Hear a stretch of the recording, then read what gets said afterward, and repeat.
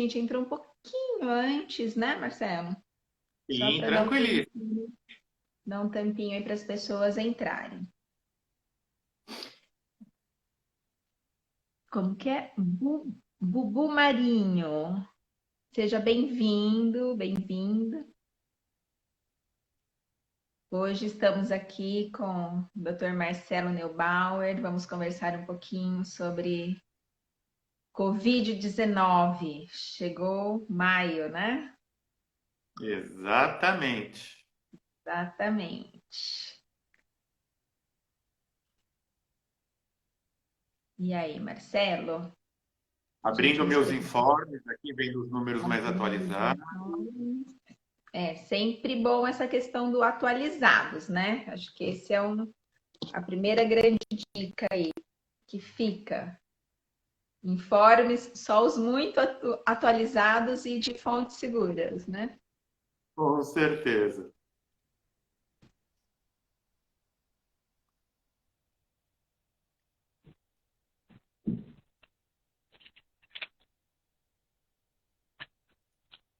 E aí, podemos começar a conversar um pouquinho? Você que manda. Você... Eu acho que poderíamos sim. Maguedes, bem-vindo Marina também. trabalha comigo. Ah, que legal, seja bem-vindo. Então, a primeira pergunta, né, Marcelo, que eu acho que algumas pessoas ainda estão fazendo alguma confusão aí, se você pudesse esclarecer para a gente, contar um pouquinho a diferença, né, entre o SARS-CoV-2, coronavírus e o Covid-19. Consegue falar um Vamos lá. pouquinho? Claro, vamos lá. É o seguinte. A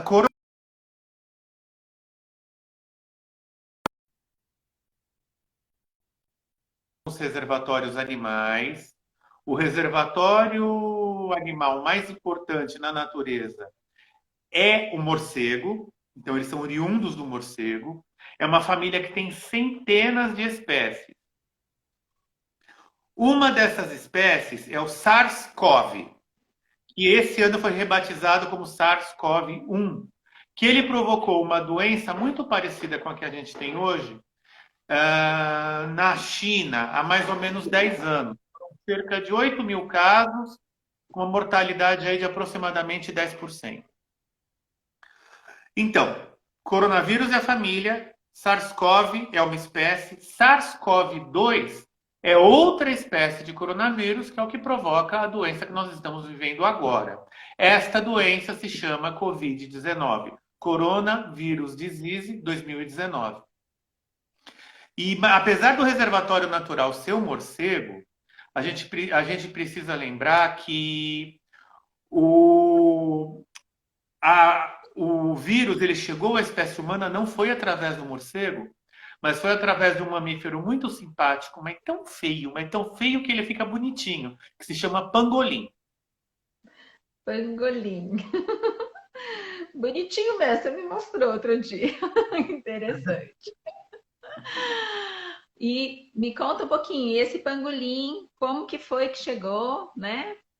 Como que foi? As O pessoas pangolim, comem? Como que é isso? Fala um pouco sobre o isso. pangolim, ele é muito utilizado na culinária no interior da China e, além de tudo, ele é utilizado na receita de determinados medicamentos da medicina tradicional chinesa. Então, provavelmente foi dessa maneira que o vírus atingiu a espécie humana. Entendi, entendi. E vamos aproveitar então, né, Marcelo, que chegaram algumas pessoas aí. Marcelo fez uma primeira diferenciação aqui entre o SARS-CoV-2, Covid-19 e o coronavírus. E agora eu vou pedir para você, Marcelo, por favor, se apresentar, falar um pouquinho sobre você, sobre sua formação, né? Para que as pessoas que não te conhecem, tem muitos aí companheiros de trabalho, mas quem não te conhece, saber um pouquinho sobre quem é você, por favor. Ah, perfeito. Então, meu nome é Marcelo Neubauer de Paula, eu sou médico formado pela USP, fiz minha especialização em infectologia na USP também. Meu CRM é 82623. Eu Estou acompanhando já desde o começo dessa epidemia muito de perto tudo que está acontecendo, é um assunto que me interessa. Acho que hoje a gente tem tudo para ter uma discussão muito rica. Queria agradecer a Ana pelo convite para essa entrevista, dizer que eu sinto muito prestigiado de voltar a esse canal. Ah, que legal. Seja super bem-vindo sempre, né? Hoje a gente vai fazer uma dinâmica um pouquinho diferente daquele dia, onde a gente acabou conversando, né? Dividindo um pouco o tempo entre a parte da infectologia e psicologia. Hoje o foco realmente vai ser em relação à infectologia, né? A gente está vendo aí os números aumentarem bastante, né? E bastante, né, Marcelo? Queria que Sim. você falasse um pouquinho sobre essa questão dos números, a questão das curvas, né? O que que você tem para nos contar, seja a nível Brasil, mundial, né? Enfim, que notícias você tem aí para nos dizer a respeito dessa doença? Tá, então vamos começar falando um pouquinho do mundo. Hoje, 1º de maio, são 8 horas e pouquinho da noite, nós temos confirmados no mundo 3.394.963 casos. Praticamente 3.395.000. Mais ou menos um terço desses casos estão nos Estados Unidos. E aí, nos Estados Unidos, o grande epicentro é o estado de Nova York, que é o segundo lugar do mundo com mais casos, perde só para o país. E o quarto lugar do mundo com mais casos é a cidade de Nova York. A gente precisa lembrar que os Estados Unidos demorou muito a tomar medidas restritivas e a cidade de Nova York é um verdadeiro formigueiro humano. É uma das cidades mais verticalizadas do mundo, uma densidade populacional altíssima. Foi um terreno muito fértil para o coronavírus. Vamos falar um pouquinho agora de Brasil. O Brasil hoje tem 91.590 casos aproximadamente, tá? É um número grande, é um número que provavelmente está subestimado, porque a gente tem uma grande dificuldade em fazer diagnóstico do coronavírus, porque a gente tem uma grande carência de exames. Os insumos para os exames, eles são difíceis de ser obtidos, não é nem a questão de preço, mas é a questão de dificuldade de obtenção, porque o mundo inteiro está solicitando e as empresas que produzem estão tendo muito grande dificuldade de conseguir esses insumos. Mas olha uma situação interessante. O primeiro caso de coronavírus confirmado no Brasil foi dia 26 de fevereiro. A gente demorou 15 dias para atingir 100 casos. Depois a gente demorou 9 dias para atingir 1.000 casos. Depois a gente demorou 3 dias para fazer 2.000 casos. Mais 4 dias a gente dobrou, foi para 4.000 casos. Mais 5 dias a gente dobrou, foi para 8.000 casos. Mais 6 dias a gente dobrou de novo, foi para 16.000 casos. E aí, depois de 9 dias, a gente dobrou para 32 e mais 9, a gente dobrou para 64.000 casos. Isso era dia 26 de abril. Essa deflexão da curva, que de repente estava dobrando a cada 3 ou 4 dias no começo, e passou a dobrar a cada 9, é porque também diminuiu o diagnóstico, porque os exames rarearam. Então, assim, o que a gente pode ver, dá para ver perfeitamente com uma progressão geométrica, né? Porque em curtos intervalos de tempo, o número de casos está dobrando progressivamente. Marcelo, E até aí, aproveitar. oi. Não, queria até pedir para você dar uma explorada um pouco mais na questão dos testes. Fabiana Cartapati, nossa amiga ginecologista lá de Brasília, acabou de lançar uma pergunta, né? Para Sim, você falar um pouquinho sobre os tipos de testes existentes, por favor. perfeito. Fabiana, como vai? Tudo bem? Ah, os testes para coronavírus, existem basicamente 3 tipos de teste. O primeiro é um teste chamado PCR. PCR vem do inglês Polymerase Chain Reaction, reação de polimerase em cadeia. Traduzindo isso do mediquês para o português, é o teste que ele vai fazer a detecção do vírus. Então você colhe um material do fundo do seu nariz, Quem já teve que colher esse material sabe como é desagradável, porque eles enfiam um cotonete mais ou menos desse tamanho até mais ou menos a tua alma, esfregam lá e tiram, colocam esse cotonete num material apropriado e mandam para o laboratório. Esse exame, ele é um exame caro, é um exame difícil de ser feito, é um exame que depende de um laboratório mais sofisticado, um laboratório que seja habituado a trabalhar com DNA, com RNA, porque é um exame que, se a técnica de coleta não for rigorosa, eu perco o material. Então, é um exame que ele deve ser realizado por centros especializados. E ele tem a possibilidade de detectar o vírus. E ele é o primeiro exame que fica positivo nos pacientes. Porque o que acontece? Primeiro o vírus nos invade, aí ele se multiplica, aí o vírus, a gente começa a eliminar o vírus, então ele se torna detectável, e aí depois disso é que nós vamos produzir os anticorpos, que são os demais tipos de exame. Em relação aos anticorpos, a gente tem, primeiro, os testes para anticorpos realizados em laboratório. Então, a gente vai detectar os anticorpos do tipo IgM e os anticorpos do tipo IgG. E algumas vezes um outro tipo chamado IgA, mas vamos esquecer o IgA, senão vai complicar muito na nossa conversa. A presença do anticorpo chamado IgM, ele configura uma infecção aguda, quer dizer, a pessoa está ali, ela acabou de começar a produzir anticorpos. E ela vai começar a produzir anticorpos de maneira detectável no sangue, porque o exame de anticorpos é feito no sangue, depois de uns 7 a 9 dias de sintomas. Ela já está produzindo, mas para conseguir detectar, ela precisa ter uma grande quantidade no sangue. Já o anticorpo tipo IgG, ele é um anticorpo que ele faz aquilo que a gente chama de cicatriz sorológica. É o anticorpo que vai garantir a nossa imunidade permanente contra o vírus. E é esse anticorpo que nos garante que nós não vamos nos reinfectar com esse vírus. Quem pegou este coronavírus, SARS-CoV-2, e se curou, não pega de novo. Isso já está mais do que bem estabelecido pelos nossos cientistas. E é graças a esse corpo IgG, porque principalmente o pessoal do Instituto de Ciências Biomédicas da USP, o pessoal do Laboratório de Virologia, eles trabalham com um laboratório de virologia sofisticadíssimo, porque eles têm a possibilidade de ter tamanha sofisticação, que eles trabalham com o coronavírus vivo no laboratório, sem correr risco, sem ter perigo de se contaminar, sem ter perigo de contaminar o ambiente. Eles comprovaram que esses anticorpos que nós produzimos contra o coronavírus são anticorpos inativantes, quer dizer, eles inativam o coronavírus se ele voltar a entrar.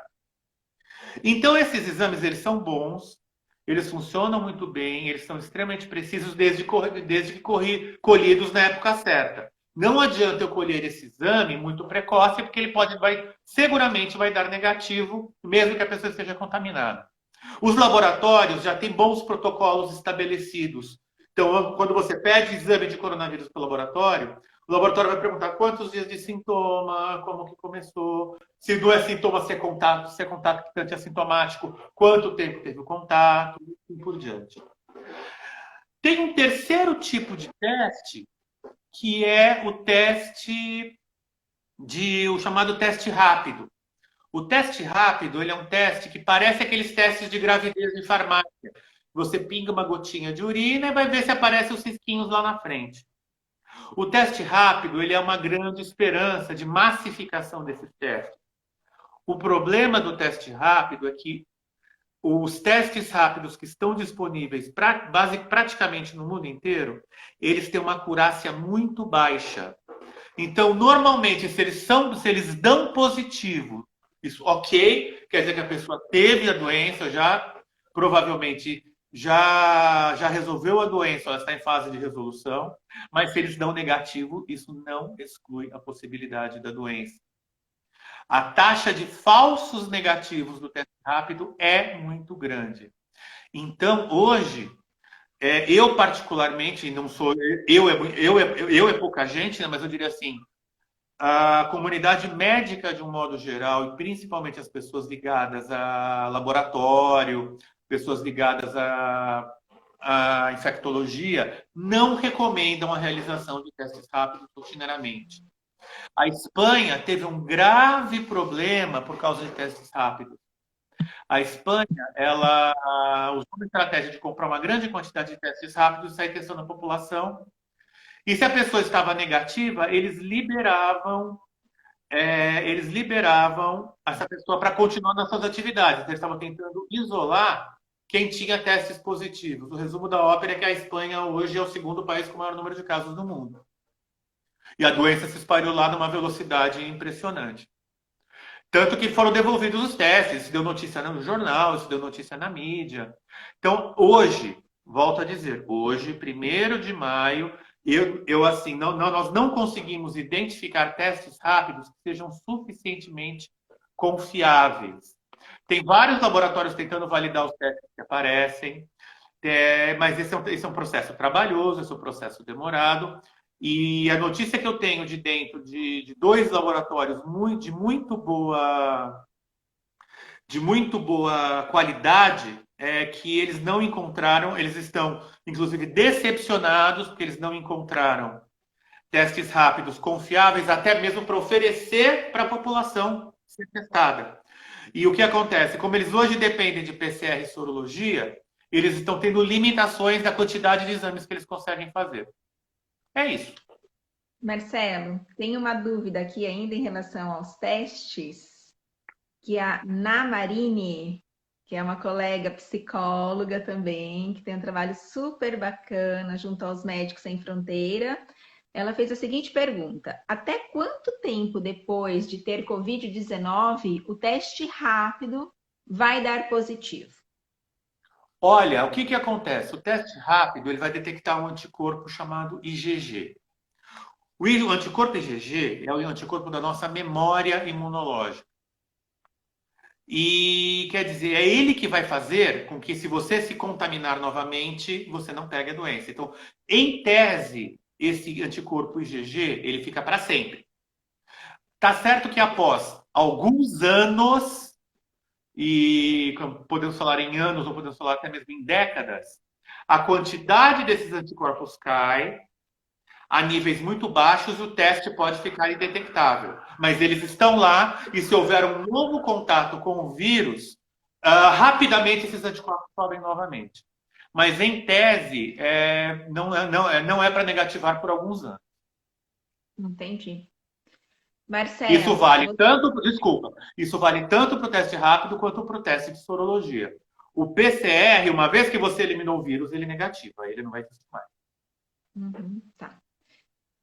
Tem algumas perguntas aqui agora em relação à parte do avanço, né? Em relação aos medicamentos, a vacina, e eu acho que até caberia aqui a questão do plasma, que está sendo tão divulgado aí na mídia, né? Você poderia Perfeito. discorrer um pouquinho sobre esse assunto, por favor? Claro. Deixa eu só abrir uma página aqui que eu me esqueci de abrir, mas é uma página que eu gosto muito de falar dela.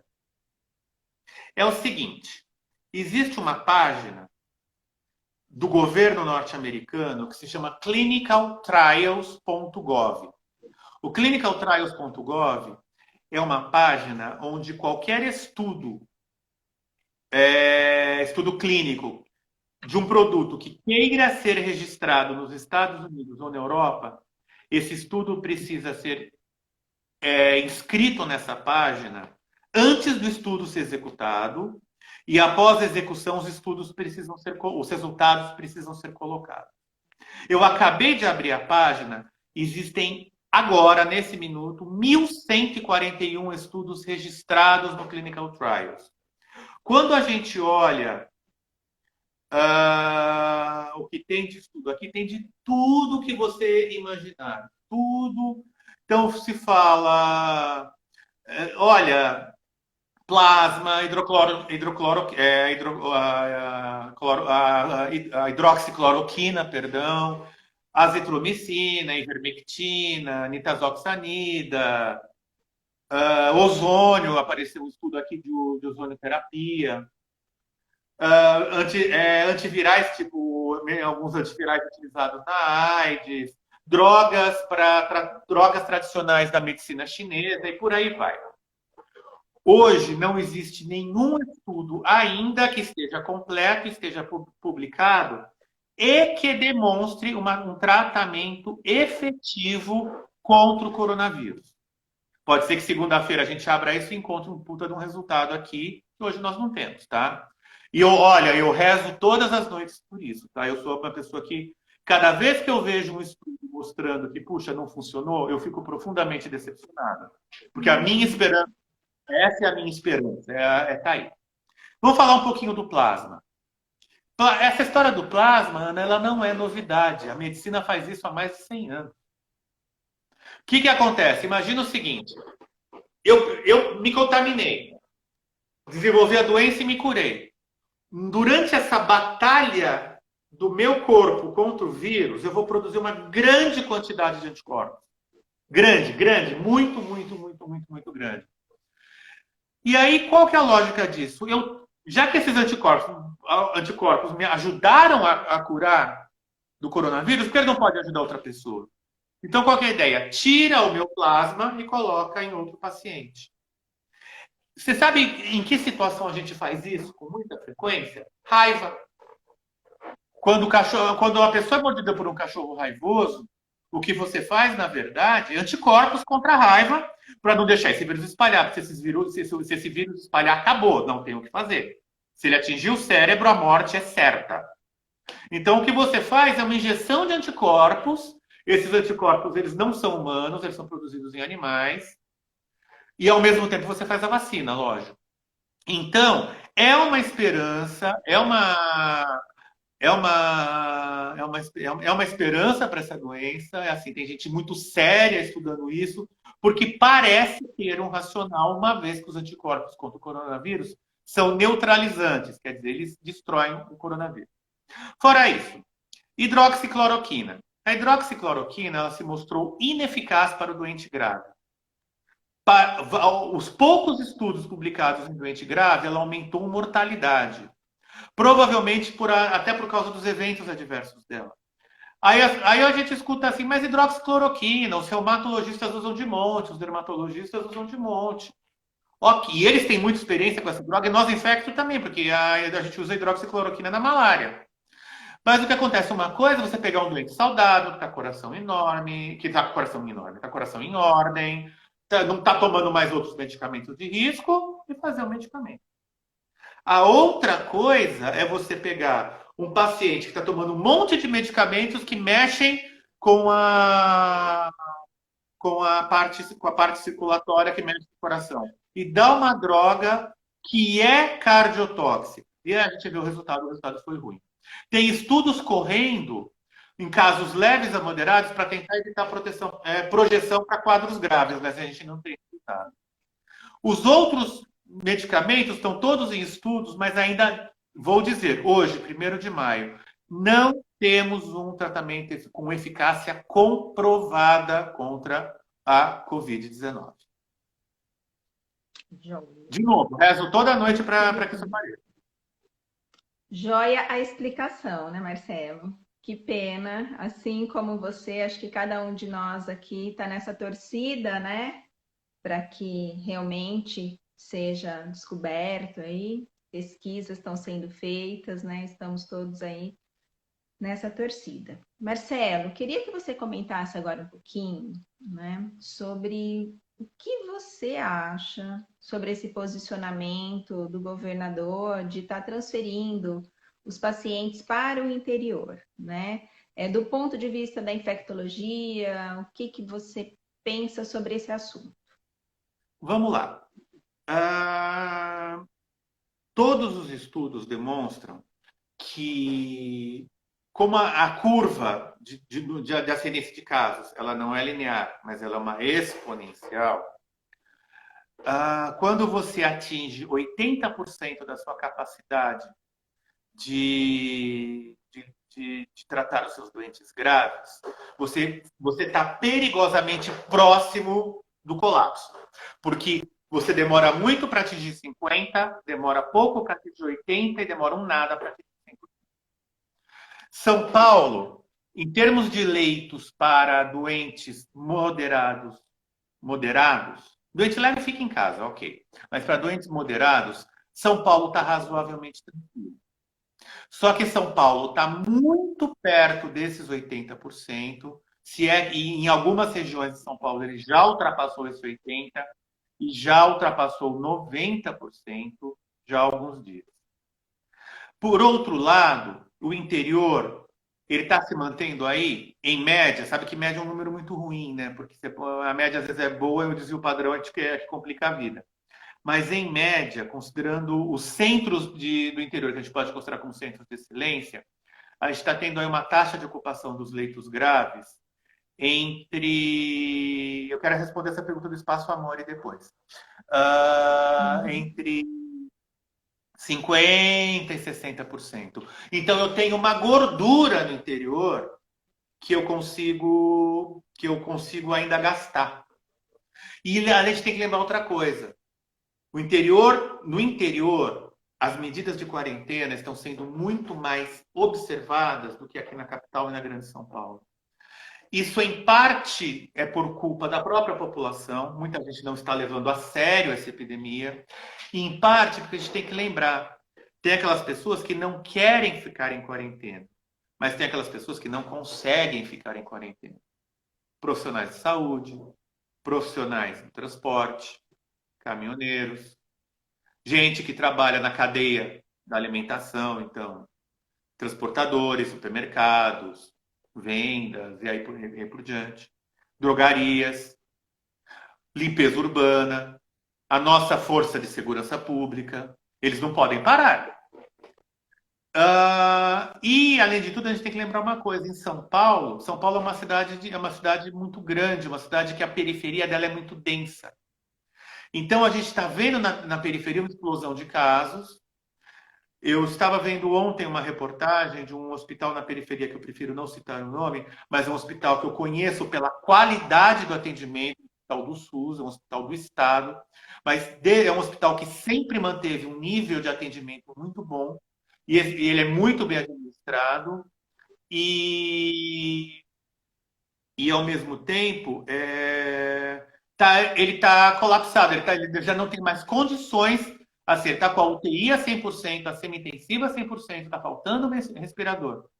Aí pegar esses doentes e levar, por exemplo, para cidades próximas, o mais próximo possível, lógico, onde eu tenho uma folga, ok. Mas aí chega a pessoa da cidade e fala: mas você vai trazer esses casos para cá, vai colocar a população em risco? Não. Essas pessoas vão ser transportadas em regime de isolamento. Essas pessoas vão ser mantidas em hospitais em regime de isolamento até a hora que elas pararem de transmitir a doença. Se parou de transmitir a doença, se recuperou, a alta volta para casa. É uma atitude, eu não vou entrar em aspectos políticos nessa discussão, que eu acho que não é o fórum, eu imagino nem que você pense disso, mas eu acho que é uma decisão prudente.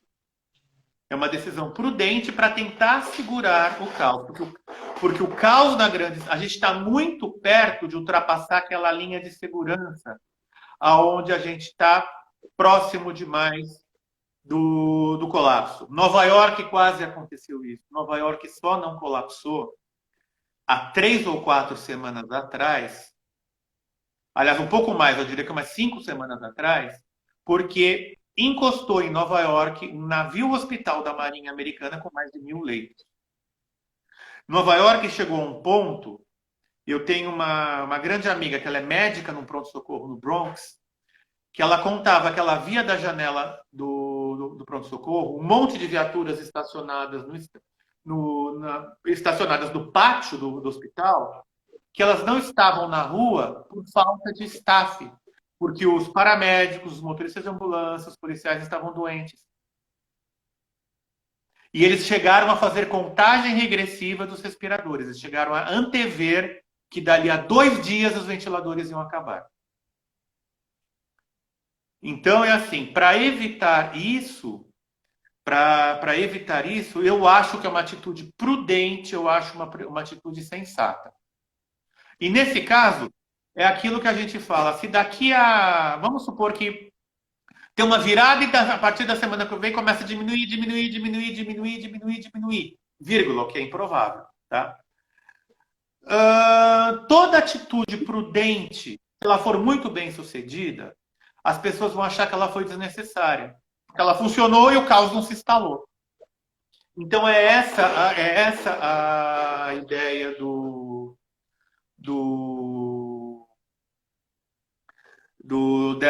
é essa a ideia dessa atitude. A gente precisa lembrar que o que está acontecendo em Manaus é assustador. O que está acontecendo no Rio de Janeiro é assustador. São Paulo está trabalhando para que isso não aconteça.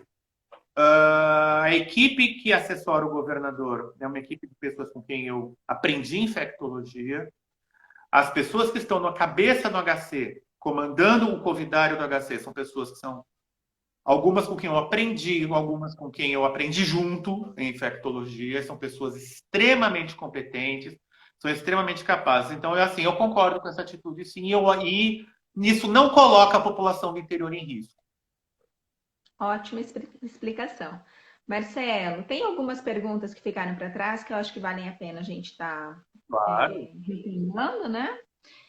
A Andréa, do Espaço Amore, perguntou a respeito da questão do uso de máscara em elevadores, em condomínios, na área comum, né? Essa é uma questão. E um pouco abaixo, eu não sei se você está conseguindo ler a mensagem dela também, ela fala que ela é fisioterapeuta e sei que ventilar pacientes com Covid-19 é muito desafiador. Os parâmetros mudam constantemente. Dá para ventilar um paciente assim, com qualquer tipo de ventilador? É Bom, isso? vou responder primeiro a segunda pergunta, porque ela é mais técnica. Não, Tá. não dá. Não dá. Você precisa ter ventiladores. Aí eu vou pedir desculpas para a Ana, que você é um pouco mais técnico, que façam pressão controlada, que suportem um PIP alto, que tenham as válvulas de demanda bem calibradas, que suportem ventilar o paciente em prona, quer dizer, ventilar o paciente de bruço. São ventiladores um pouco, principalmente para os pacientes que evoluem para os quadros respiratórios dramáticos, não é qualquer ventilador, tem que ser ventiladores mais sofisticados, sim. A outra pergunta, a máscara. A partir de quando a gente deve utilizar a máscara? A partir da hora que a gente vai abrir a porta de casa até a hora que a gente entrar em casa. A máscara, ela tem um efeito protetor, mas principalmente ela tem um efeito de evitar a transmissão. Ela retém o vírus na hora que você expira. E também protege um pouquinho na hora que você inspira. Hoje, utilizar a máscara, na minha opinião, é uma questão de cidadania. Eu, Sim. Você, por exemplo, eu saio de casa, as poucas vezes que eu tenho que sair, eu evito sair ao máximo, mas nem sempre isso é possível, lógico. Eu coloco a máscara antes de sair de casa. Eu entrei no carro, eu não tiro a máscara, até porque senão eu posso me contaminar se eu tiver com a mão suja do elevador, alguma coisa assim. Eu sempre carrego no meu carro, no banco do passageiro, um frasquinho de álcool gel. Então, eu entrei no carro, eu higienizo minha mão, higienizo o volante, evito tocar na máscara exatamente para não ter o risco de repente, putz, toquei na máscara, contaminei. Lembrar de colocar e tirar a máscara pela orelha sempre, tá? E se, por exemplo, você é uma profissional de saúde que vai passar o dia inteiro na rua, tenha mais de uma máscara com você. A máscara ficou úmida, é necessário trocar.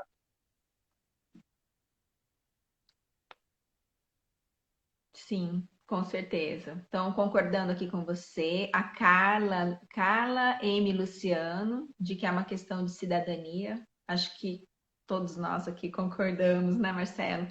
Porque Sim, realmente não só se cuidar, mas também cuidar do outro, né? sim. Uma das palavras que eu tenho usado muito nessa quarentena, que até foi bem bacana, logo no começo da quarentena, acabei mandando mensagem para alguns amigos, né, que eu sabia que estavam sozinhos.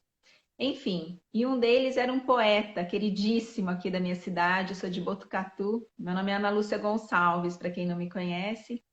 e mandei uma mensagem para o Alessio. Alessio, meu querido, como é que você tá, né? Força aí. E eu finalizei a minha conversa com ele com cuide-se, né?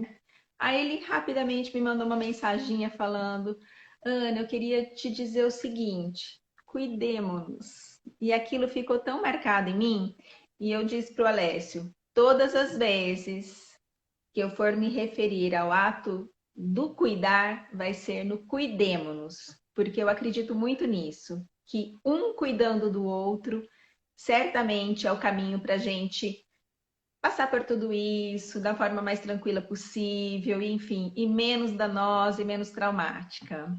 Sem Marcelo, dúvida. tem mais algumas perguntas aqui, vamos dar Vamos uma lá. olhada. A Porque gente já tem uns 20 minutinhos. Porque antes as autoridades não recomendavam o uso universal das máscaras e agora elas recomendam. O que fez mudarem essas recomendações? E a Fabiana ainda perguntando como se faz a higienização das máscaras. Excelente pergunta as duas. Vou responder primeiro a segunda. O correto é você lavar a máscara com água e sabão e deixar secar. Uma alternativa, se a máscara não estiver muito úmida, é passar com ferro bem quente, mas assim, bem quente mesmo. Desde que o tecido da máscara o permita. Se for um tecido mais sintético, vai acabar estragando. Mas o correto é usou, lavou, bota para. Pode lavar na mão mesmo com sabonete no banheiro, enxágua bem, deixa secar e está pronta para uso de novo. A mudança de postura.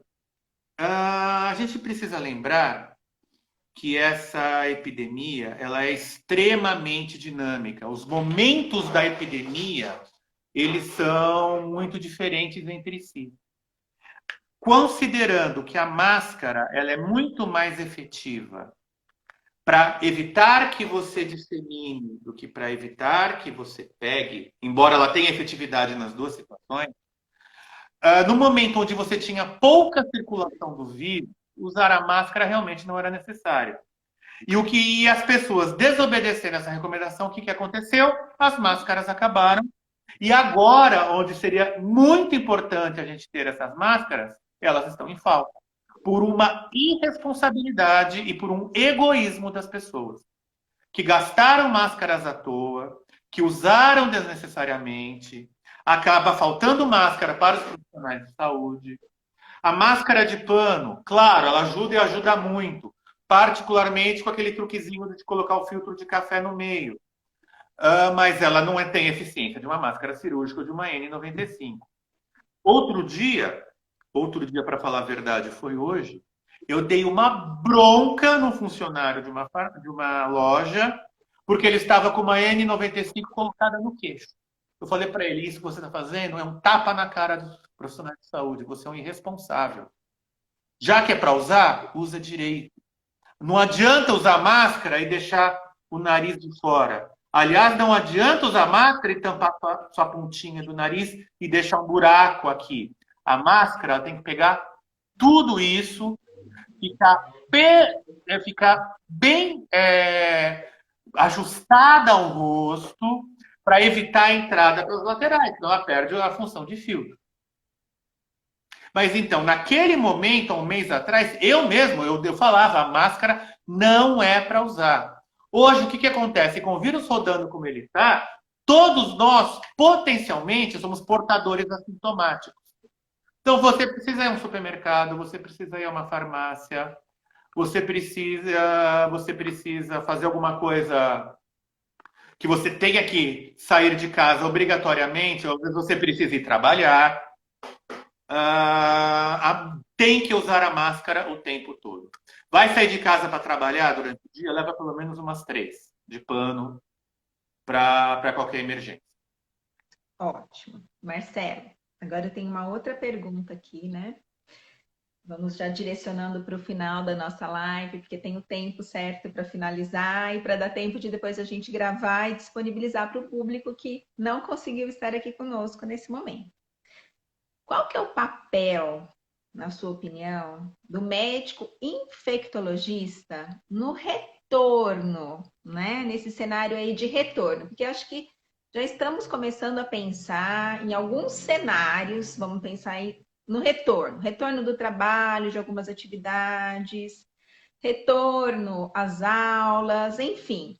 Fala um pouquinho para a gente de cada um desses cenários, Marcelo, o que que você tem e de que maneira o médico infectologista pode contribuir, por favor. Bom, excelente questão. Primeira questão em relação ao retorno. Sem prazo ainda, tá? O retorno, quando ele tiver que acontecer, ele vai precisar ser muito planejado. Então, você imagina uma escola pequena, uma escola de bairro, como a escola onde minha filha estuda. Eles vão ter que fazer uma revisão dos pontos de segurança, aonde colocar álcool gel ou não, posição das cadeiras na sala, se vem todo mundo de uma vez ou se vem alternado, cuidados com os professores, cuidado com os alunos, cuidados com os materiais, tipo de limpeza a se realizar e assim por diante. Isso vale para uma escola pequena, isso vale para uma escola grande, isso vale para uma empresa de escritórios, isso vale para uma fábrica, isso vale para um... Enfim, Para uma loja, né? qualquer tipo de atividade. E o que acontece? Imagina o seguinte, por mais que os técnicos de segurança do trabalho estejam habituados a lidar com a avaliação de segurança dos locais, nós estamos vivendo uma situação que é nova para todo mundo. Ela é nova para todo mundo, mas ela não é nova para o infectologista, porque o que está acontecendo hoje no mundo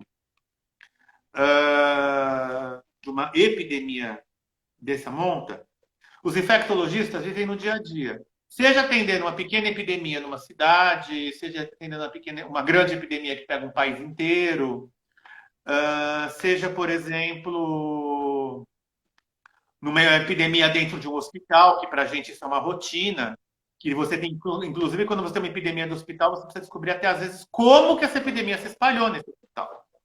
Eu já participei de algumas investigações assim, é um trabalho muito interessante, muito fascinante e altamente especializado. Então, eu acho que o grande papel do infecto é ajudar no planejamento do retorno. A gente não pode chegar e falar assim, poxa, legal, amanhã acabou o isolamento, vamos voltar. Não vai poder ter. Esse retorno ele vai ter que ser planejado com muita antecedência. Países sérios tentaram fazer um planejamento e quebraram a cara. Teve país que abriu e teve que fechar novamente. Então, é assim, vai ter que se planejar cada aspecto desse retorno para cada grupo populacional. Olha, eu tenho uma fábrica onde os meus funcionários eles trabalham na linha de montagem a 4 metros entre si. É uma coisa. Olha, eu tenho uma fábrica onde os funcionários trabalham um do lado do outro. Por exemplo, nem aquele filme do Charlie Chaplin em tempos modernos, um do ladinho do outro. É outra realidade. Eu tenho uma escola, exatamente. Eu tenho uma escola onde uma faculdade onde a prática do aprendizado é eminentemente teórica. O aprendizado é teórico. É uma realidade. Olha, eu tenho um curso onde o aprendizado é eminentemente prático. É outra realidade. Então, tudo isso vai precisar ser planejado. E, assim, o infectologista, ele é o assessor ele é o assessor que vai poder ajudar os técnicos de medicina do trabalho, os médicos do trabalho, os donos das empresas a fazerem o planejamento para essa volta da maneira o mais tranquila possível, porque imagina a seguinte situação: olha, acabou o isolamento, eu vou retomar minha fábrica. Eu retomo minha fábrica, daqui uma semana eu tenho 30 casos na minha fábrica. Aí vou mandar a fábrica fechar. Óbvio. Porque o isolamento, quando ele vai acabar, a epidemia ela não vai estar resolvida ainda. Isso seria impossível. O mundo quebraria se isso acontecesse. O momento de acabar com o isolamento é a hora que a epidemia está controlada e eu tenho um planejamento sério, bem feito, bem pensado, de liberação gradual. Quem libera primeiro, quem libera depois, como que eu libero? Se eu tenho uma escola, eu alterno o dia de aula, ou eu não alterno, não preciso, ou eu quebro as turmas. Eu fixo cada pessoa numa cadeira para poder rastrear comunicantes se for necessário, ou eu deixo as pessoas sentarem onde quiserem. Eu mantenho o home office mais tempo, menos tempo. Tem uma série de decisões. Olha, é um assunto muito complexo. E, assim, o Infecto tem a experiência de saber lidar com as situações de lockdown no seu dia a dia. É o nosso dia a dia. A gente tem unidades dentro do hospital que estão permanentemente em lockdown. Por exemplo, uma unidade de transplante de medula. Quem a gente vai colocar lá dentro? Quem a gente não pode colocar lá dentro? Quem a gente tira de lá de dentro? Para nós isso é realidade. Toda enfermaria de infectologia tem leitos de isolamento com precauções tão mais severas com as precauções que a gente está tendo com o coronavírus. Para nós isso é dia a dia. Então, é algo que a gente já está habituado a lidar. Marcelo, tem uma pergunta aqui que veio do Amore, do Espaço Amore. Na verdade, eu achava que o Amore era com a Fabiana, mas tá como André, a Andréia, desculpa. Ela falou, nos consultórios de acupuntura, como podemos otimizar o controle quando retornarmos, uma vez que o contato com o paciente é estreito? Olha, primeira coisa, paramentação completa. Segunda coisa, aquele rolo de papel que a gente usa para cobrir a maca, ele não pode ficar na sala de atendimento, porque ele se contamina muito fácil e não é fácil descontaminá-lo. Então, você precisa cortar o rolo em tiras do tamanho da sua maca, já deixar previamente cortado, num outro espaço qualquer. Vai chegar um paciente, coloca aquela tira de papel em cima da maca, atende o paciente usando paramentação, usando luva. Eu sou acupunturista também, eu sei que a acupunturista não gosta de atender de luva, e existem motivos para isso, mas nessa situação talvez seja necessário. Higiene rigorosa das mãos. Qualquer equipamento que você use para atender o seu paciente, seja um localizador de pontos na aurículo, seja uma mocha elétrica, seja uma eletroacupuntura, os eletrodos de eletroacupuntura, um laser. O laser a gente encapa, é sempre melhor encapar antes de usar. Os outros equipamentos eles devem ser rigorosamente limpos, ou com álcool líquido a 70, é melhor usar o álcool líquido, não gel, porque o gel deixa resíduo. Ou então com uma solução a 10% de água sanitária. Pega aquela solução de água sanitária, que eu não vou falar o nome, apesar de ser um nome tão comum, você dilui 1 para 10 e deixa o material mergulhado ali pelo menos uns 5 minutinhos, tomando o máximo cuidado para não manchar a própria roupa, né? Porque a água sanitária é uma desgraça para manchar a roupa, né? Troca o seu avental a cada atendimento e, idealmente, a sala precisa ser completamente limpa, pelo menos os locais aonde o paciente tocou a cada consulta. E o paciente entra de máscara, fica de máscara e sai de máscara. Então, nessas alturas, aqueles pontos de estômago, intestino grosso 20, etc., né, nesse momento, acho que é bom evitar. Muito bem explicado. Para quem não sabe, IG20, exatamente aqui, também sou acupunturista, né, Marcelo? Exatamente. Vou explicar aqui para as pessoas que não sabem onde se localiza aí um IG20, porque estará com máscara, não tem como utilizá-lo, né? Marcelo, agora aquela pergunta que não quer calar, né? Quando, eu sei que a gente está falando aqui de previsões, né? E é claro que, como toda previsão, a gente está falando de uma estimativa. Mas quando, na sua opinião, né, dá para a gente pensar num retorno? Olha, nessa epidemia, com uma única exceção, todas as previsões que eu vi que foram por mais de 15 dias, elas falharam grosseiramente, tá?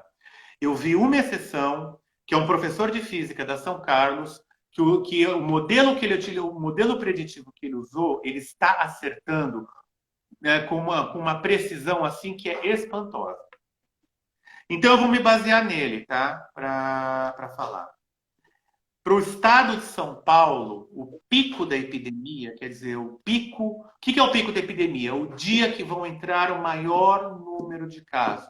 E aí, onde a curva de casos novos começa a descer. Vai ser semana que vem. É o número de contaminação. Então, semana que vem vai ser o pico da contaminação. Portanto, daqui uns 10, 12 dias, eu vou ter o pico de casos novos.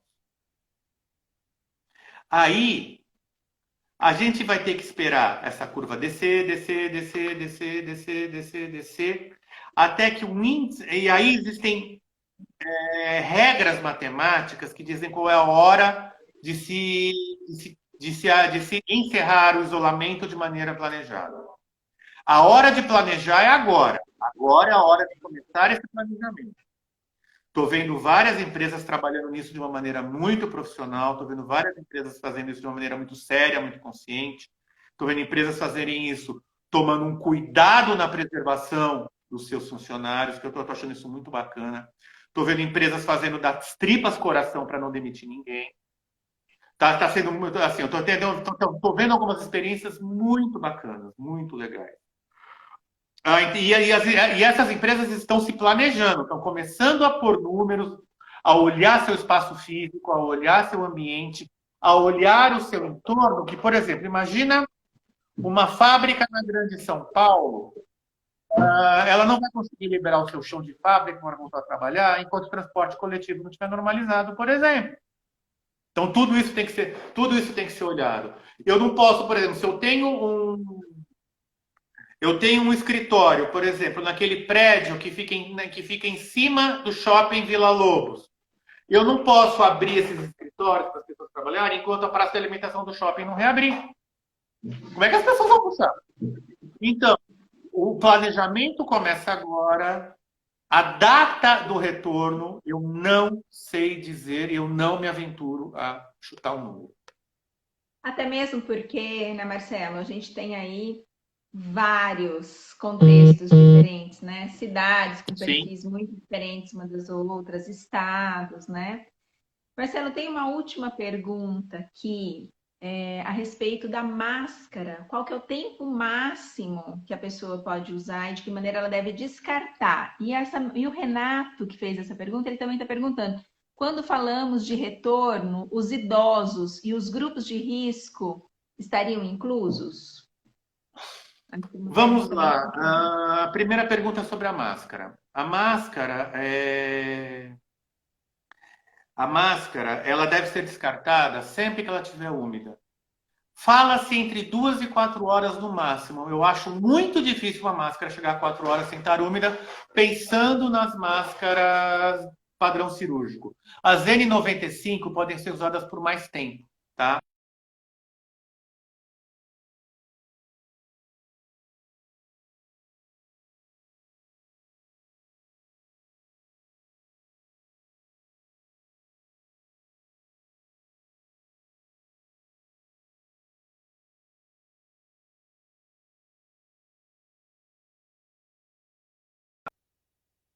Marcelo, voltou?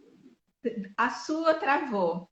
Ah, tá. Olha, vamos O fazer que o que eu vou... seguinte: a gente tem 3 minutos para concluir, por favor. Então, concluindo só a questão do retorno. Mais cedo ou mais tarde, os idosos e os grupos de risco vão precisar voltar. Eles vão voltar quando? Quando a transmissão da doença estiver baixa. Isso não quer dizer que alguns não vão se contaminar, tá? Isso vai acontecer. Mas pelo menos até lá, o sistema de saúde já está pronto para absorver. E quem sabe, batendo na madeira aqui, até lá, a cura já não apareceu. Aí vai ser muito mais tranquilo de liberar. Uma coisa também interessante de pensar, né, Marcelo, que nem todos os idosos também vão se contaminar de uma forma grave, né? Embora eles. Sim, tem que considerar isso. Grupo de risco é risco maior de ter problemas, não é risco de 100%. Perfeito. Eu gostaria de agradecer muitíssimo a sua presença aqui na minha página, né, no Instagram.